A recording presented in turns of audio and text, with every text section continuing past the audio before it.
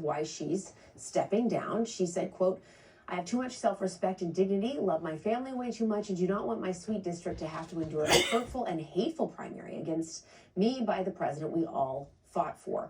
CNN's Camilla DeChalis joins us now. Camilla, tell us more about what we're learning in the fallout. Well, Jessica, Marjorie Taylor Greene's resignation announcement definitely came as a shock to everyone, not just members of Congress, but across the entire Republican landscape. Now, earlier on in her tenure, she made it clear that she was a strong supporter of President Trump and said that she would do whatever she could to push his legislative agenda forward. But in recent months, she's become increasingly critical of the president, often accusing him of focusing too much on foreign policy and not enough on the issues that were impacting Americans here in this country.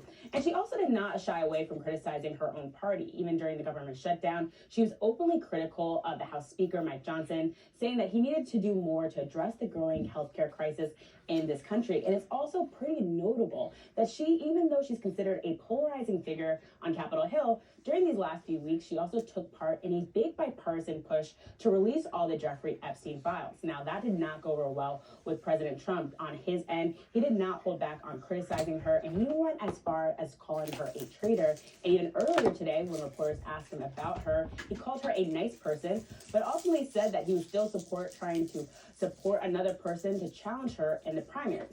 Now, Jessica, the Republican lawmaker did not say what she plans to do after leaving office, but her departure does beg an even bigger question, and that is, will we be seeing more Republican lawmakers leave office if they begin to openly criticize Trump or even the Republican Party while he's still in office? All right, Camilla DeChalis, thanks so much for that. And still ahead, it's being called a charm offensive. Why New Yorkers say they're glad Mayor-elect Zohran Mamdani took the chance to meet face-to-face with President Trump. We'll talk to an expert on all things New York politics about why the meeting may have been a good thing for both parties. Plus, the Supreme Court temporarily blocking an appellate court ruling that would stop Texas from using its new redistricting map, the one designed to give Republicans 5 new seats in Congress. And a high-stakes race in the most populous state in the country just got a little more crowded. The latest lawmaker throws hat in the ring to become California's next governor. Thanksgiving